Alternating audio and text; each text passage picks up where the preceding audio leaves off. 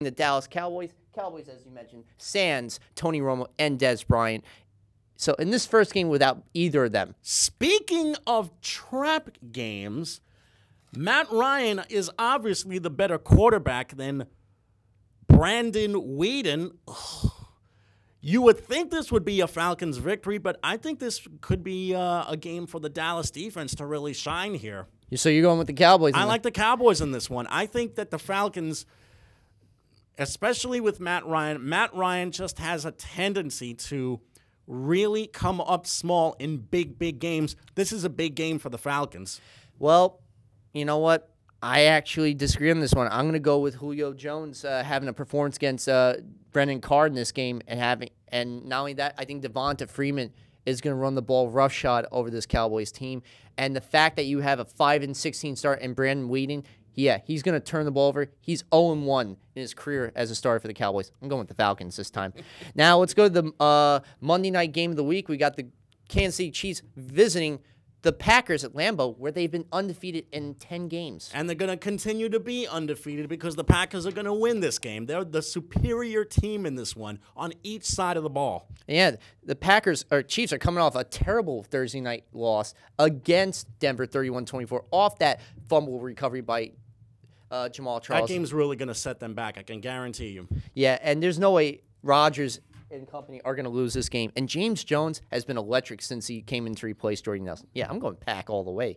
And then you got a AFC North rivalry matchup. The Cincinnati Bengals visiting the 0-2 Baltimore Ravens. That's right, 2-0, 0-2. Will they finally break that streak? Honestly, I really don't think so. I think the Bengals win this one. I think they really got something going with A.J. Green and Andy Dalton as the quarterback-receiver duo. And there's also the matter of the defense. The Bengals have been a step ahead of the Ravens defensively in each of the two games. This is the game where the Bengals really shine here. I like Cincinnati in this one. I'm going with Joe Flacco and the Ravens. I think Crockett Gilmore is going to have a very good performance, 2 touchdowns on the matchup. I think he's going to give the Bengals secondary and the linebacking core something to think about. And I think we're going to see plenty of Justin Forsett in this game, set the tone. Yeah, I'm going with the Ravens to win this one. Now you got the Steel Nation of Pittsburgh, who's going to be bringing the majority of their fans to take on the St. Louis Rams. The Steelers always travel so well, their fan base does. Anywhere they go, this game will be no exception. Don't be surprised if you see the blackout rule lifted in St. Louis because the Steelers have so many of their fans in the Edward Jones Dome. For the record, I'm picking the Steelers in this one. Just too much of a disparity at quarterback between Big Ben and Nick Foles. Rams, Cardinals. Rams, Cardinals. Who do you think? Cardinals, of course, in terms of their baseball, Busch Stadium, not that far down the street. But nonetheless, I'm going with the Steel Nation to win this one. And it's not just Big Ben, but also the return of Le'Veon Bell in their backfield to complement D'Angelo Williams, who's had over 100 yards in the 2 games he's replaced him for. They are going to be a great complementary 1-2 tandem. Speaking of running backs, this is where the Rams backfield consisting of Trey Mason and possibly Todd Gurley. We're not sure. And possibly Todd Gurley, the kid from Georgia, might have to step up here. All right. How about the 49ers, Arizona Cardinals, NFC West showdown? The Cardinals, 15-2 in the last 17 games with Carson Palmer as their starting quarterback. He hasn't lost since the 2013 season finale against the 49ers. In the desert, by the way. Yeah. So could this be where the train ends for Carson Palmer? I don't think so. I mean, in spite of the fact that Colin Kaepernick has done all he could to try and right the offensive ship for the Niners, I think the Cardinals have a little bit more polish offensively, especially at receiver. I think they're rather underrated in the backfield, and Palmer has just been a completely different player ever since he started suiting up for the Cards. I like Arizona in this one. I definitely like Arizona, too. I think the Cardinals really are going to have the performance of a lifetime. Originally, I was going to go with the 49ers because it sounds like a trap game. Carlos Hyde could have a very good matchup. But honestly, I think Carson Palmer with a rejuvenated Larry Fitzgerald, David Johnson, the rookie, at the backfield, who can also catch out of the backfield, too. They got something going. I'm going with the Cardinals in the desert to win.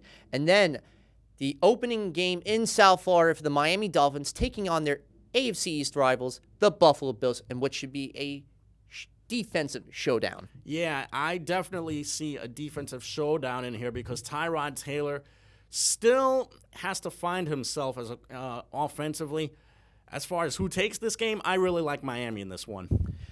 Let's not forget, 3 of the 4 sacks that the Bills' defense have got are on blitzes, so expect them to blitz heavily in this matchup. So Tannehill's got to pick that up in the game, get to Jarvis Landry, throw some good passes to Lamar Miller out of the backfield. I really think the Dolphins take care of business in South Florida. And this is the game where Ndamukong Suh finally has his coming out party as a Dolphin defensive lineman. I think he's going to have a big, big game here. I expect 2 sacks out of him as well, and a big-time play at Cameron Wake. All right, here we go. The home opener for the Seattle Seahawks at 0-2 going up against the 0-2 Chicago Bears. And finally, Cam Chancellor will suit up. Cam Chancellor is going to suit up, and there's a chance he might even start in this game, and he will be the difference in that secondary. Seattle is going to smash the Bears. I think this is finally, talk about coming out parties, this is going to be the coming out party for Jimmy Graham. He's home. They're going to really show why they made the move to acquire him from New Orleans. They have to. As much as Luke Wilson is capable, but he's nowhere near as talented or has the skill set like Graham. I'm going with the Seattle Seahawks, and I really expect to see plenty of Doug Baldwin. I think he's going to get over 100 yards in that game. Okay, Denver Broncos, Sunday Night Football, visiting Ford Field to take on the Detroit Lions. Will the Detroit Lions rev their motors up to win this game, or the Broncos going to end it? It's Broncos all the way. Enough said.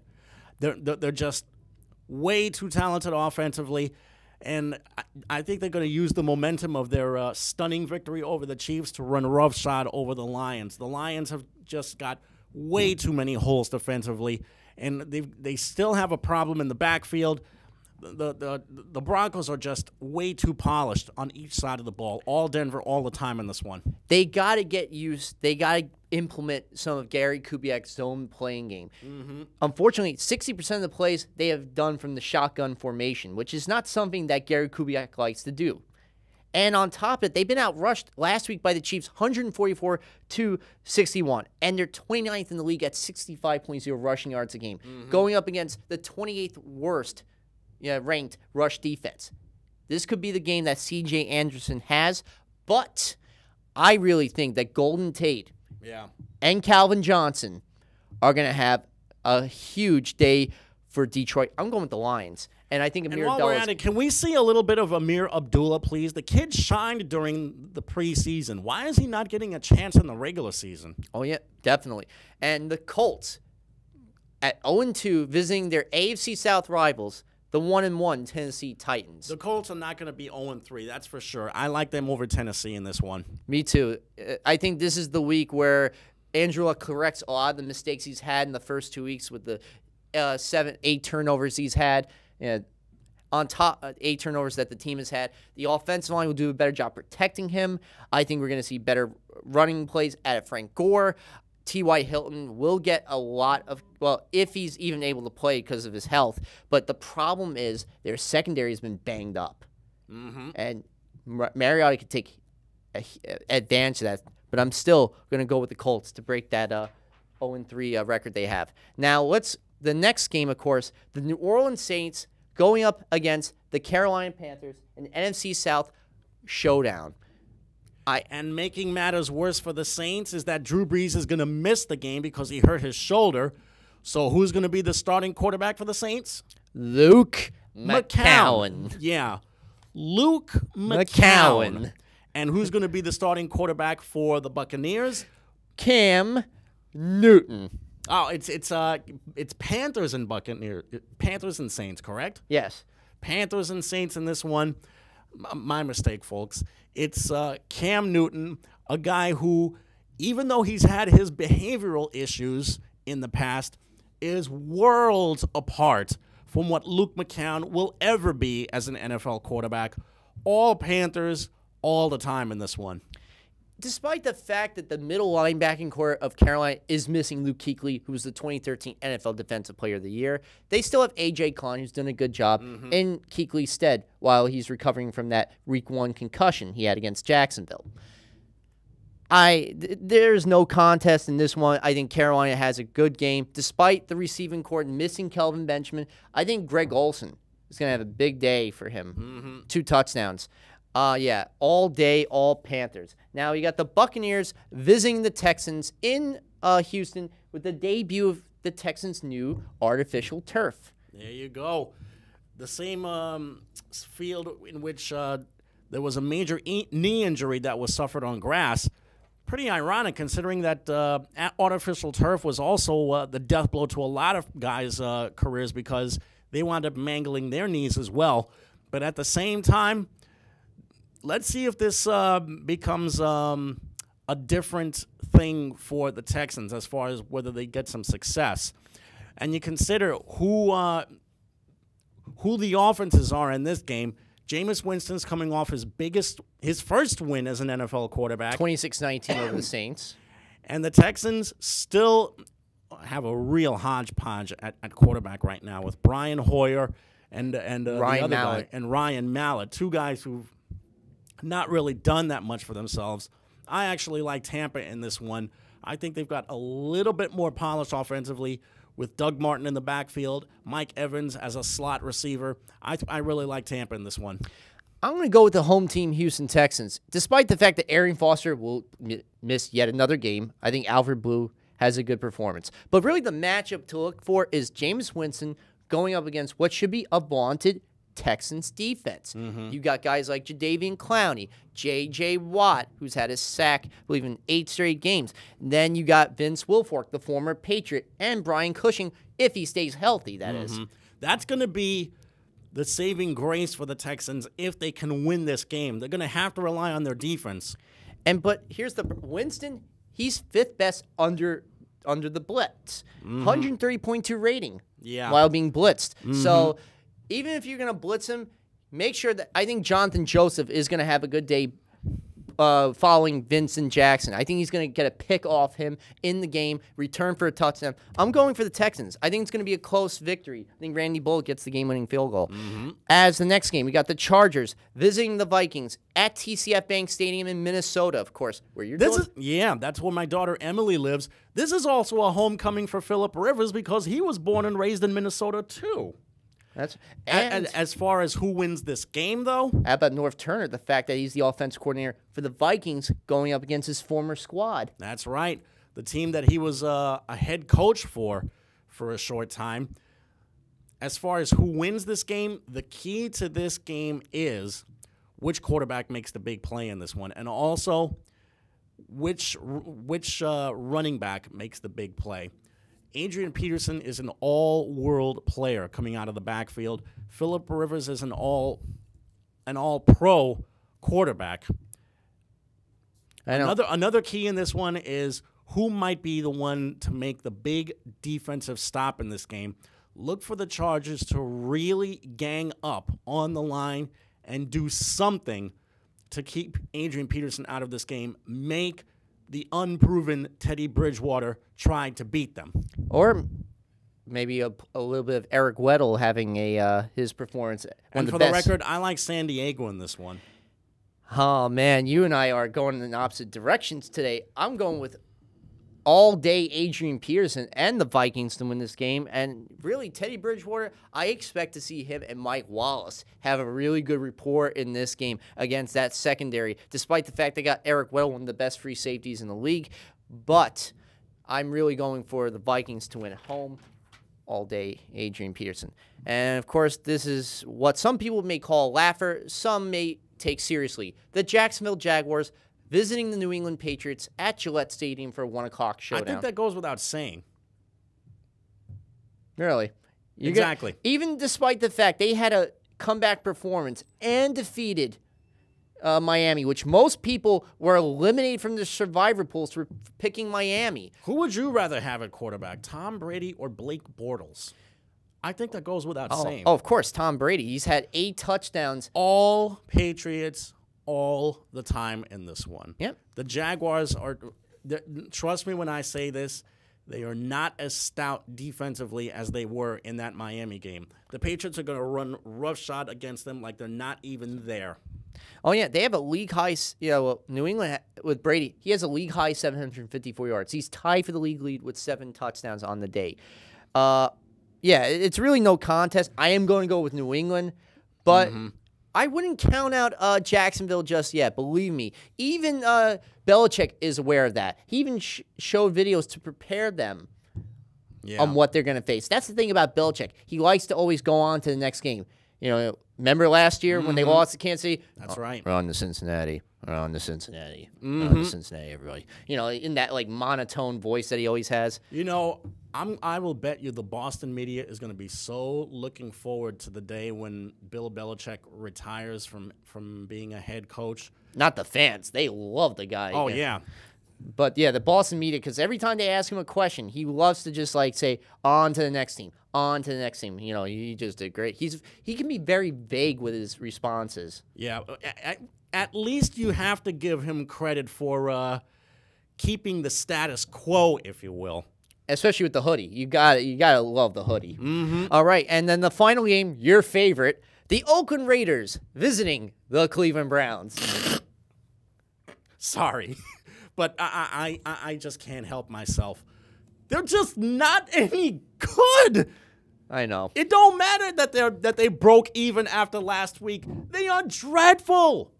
The quarterbacks stink. Well, they have nothing. Sorry, Derek Carr is not the answer. The kid is total fool's gold.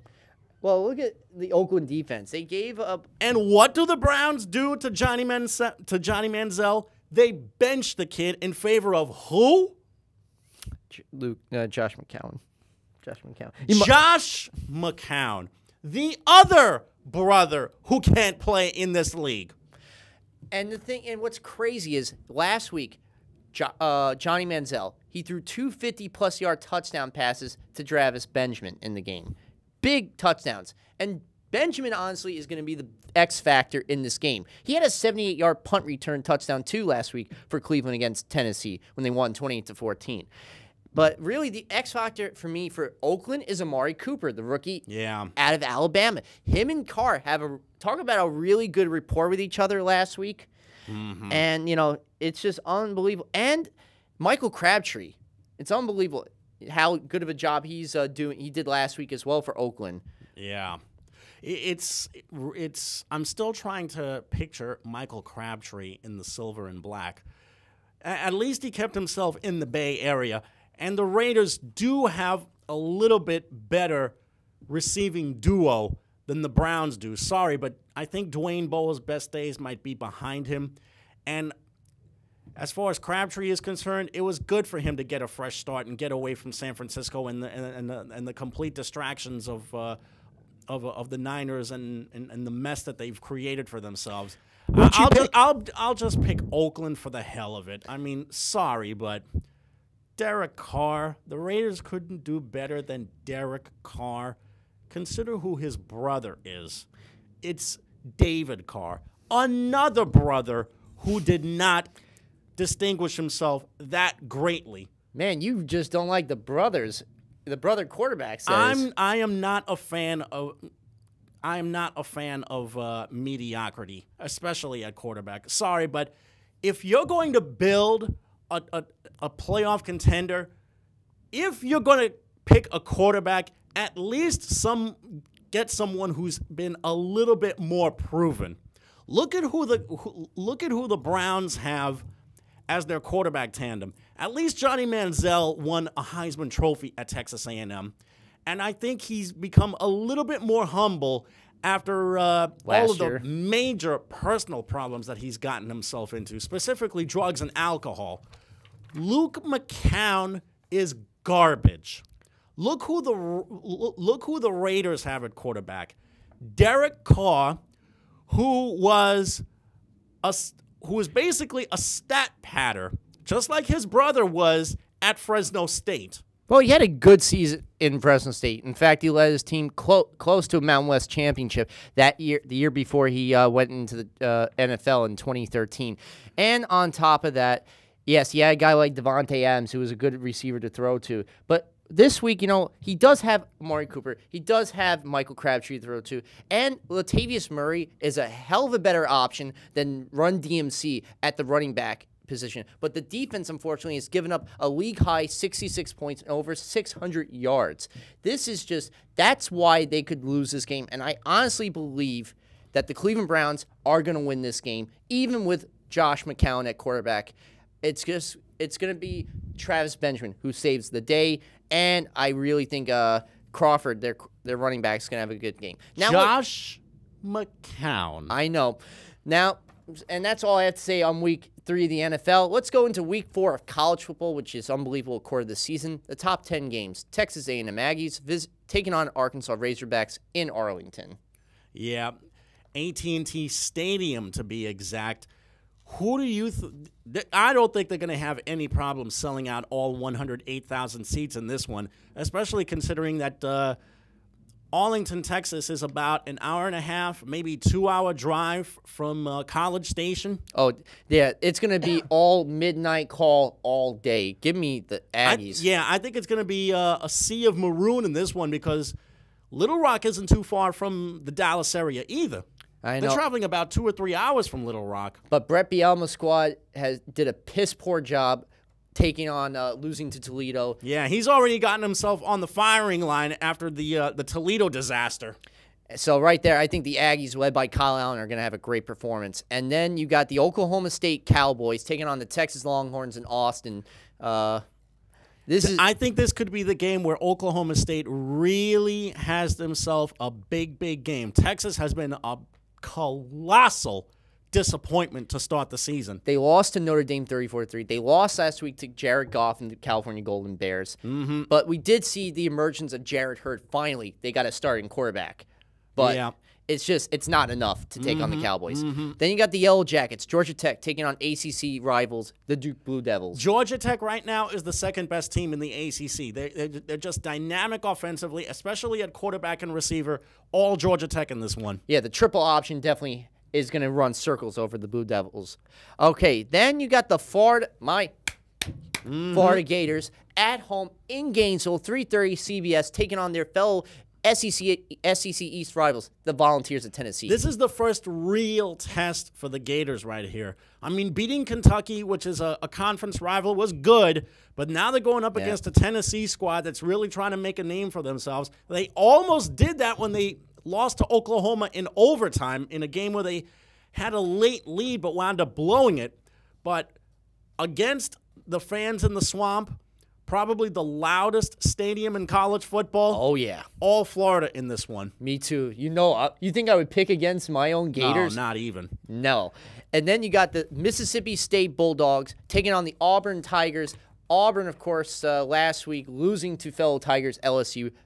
Well, it wasn't exactly. Auburn really has been exposed badly on offense the last 2 weeks of the season. And defense, because it brought in Will Muskamp, who's supposed to be a defensive guru, especially from his days when he was with Texas, and he was supposed to bring that to Florida as the head coach, and that didn't materialize.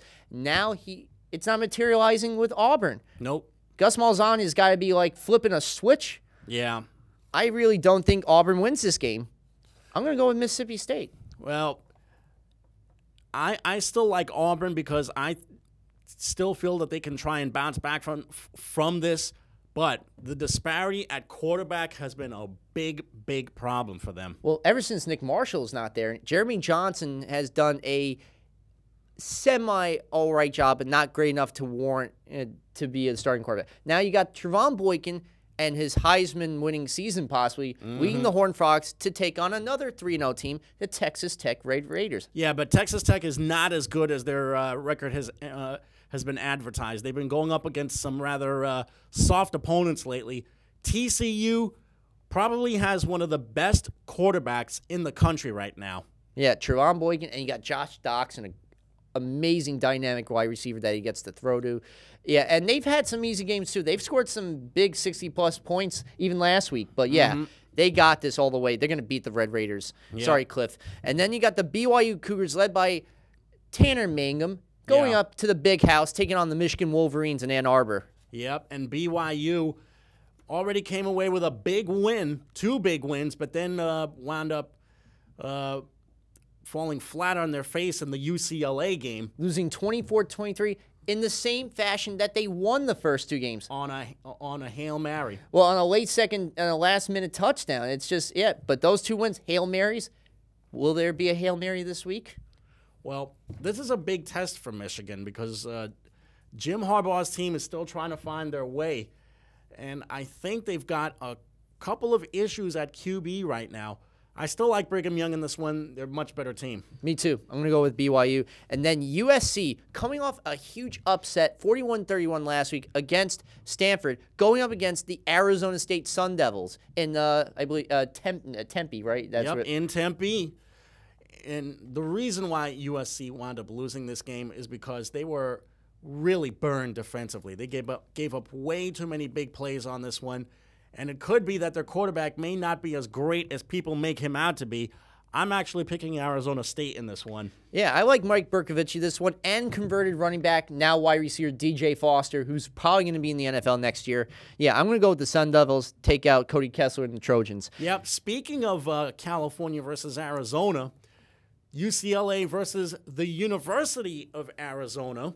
Arizona having off to a really strong start. UCLA off to an equally strong start in this one. They're a little bit stronger at quarterback. Josh Rosen. With Josh Rosen, who you jokingly referred to as your cousin. Of course, because we got the same last name, Rosen. So it's just unbelievable to see a Rosen at quarterback. Let's see what this Rosen can do this time, because Arizona's got a really sparkling defensive player, Bobby Wright III, who has a chance to be an all Pac-12 performer at his spot. Could return this week because he was out last week, from injury. So that really is scary to know that he could be in the linebacking core, taking out Josh Rosen possibly. But then UCLA, they may not even have Miles Jack in the game. He has a knee injury, and he's very dynamic. He not only is their linebacker, but he's a running back too for the team. I don't know who'd you pick in this monumental Saturday night matchup. It's going to be tough to call, but I still like UCLA in this one. I still think they have more polish at QB. Yeah, you know what? Actually, I disagree. Sorry, cuz you might not like this, but I'm going to go with the Wildcats, Arizona. Rich Rodriguez getting a 4-0 start. Believe me, we'll handle it on Thanksgiving. Don't worry, Josh. I know. Yep, another big matchup in the Pac-12, Utah and Oregon. Yeah, I know. Devontae Booker and the 3-0 Utes. I love saying that word, the 2 Utes, like in My Cousin Vinny. Yeah, the Utes of Utah taking on the Ducks. And this week, of course, Vernon Adams returns back from injury. Jeff Locke was their quarterback against Georgia Southern, who they easily destroyed 61-20. Yeah. Who knows? And so this week, it's going to be a very tough match, especially Devontae Booker. I think he needs to really have the game of a lifetime going into a very tough environment in Eugene. So true. Eugene is one of the toughest environments to go into. Something tells me this could be the game where Oregon bounces back from the hell that they had to go through in Lansing not too long ago. I actually like Oregon in this one. You're going to really like this one. I'm actually going with the Utes of Utah to take this one. And I think what's going to happen during the game is Vernon Adams is going to get replaced by Jeff Locke in the second half. He did not transfer out of Eastern Washington to be benched. I think he's learned his lesson from the Michigan State disaster. He's been hitting the playbook a ton this week. And Utah is really weak defensively. For as many points as they score, they're very, very weak defensively. I still like Oregon in this one. I know. Well, now that we got a minute left, what Week 3 game, besides the New York teams, are you looking forward to watching this week? I'm curious to see what the Cowboys can do without 2 of their biggest weapons in a big, big game against an undefeated team like the Falcons. This is the game where defense may have to reign supreme in this one. I'm looking forward to Green Bay, Kansas City on Monday night. Will Green Bay continue their undefeated streak at Lambeau Field? Or is it destined to end against the Kansas City Chiefs team that blew what could have been their big victory last week by having Jamal Charles fumble the ball? I hope that doesn't happen again for Kansas City, because that would be a huge blow to Andy Reid and squad. Well, Jamie, it's always a pleasure doing this with you every Friday. Always a pleasure working with you. And that's going to do it for us, folks. For everyone here, I'm Jamie. And I'm Eric. Enjoy the weekend games, folks. Goodbye. Bye. Peace.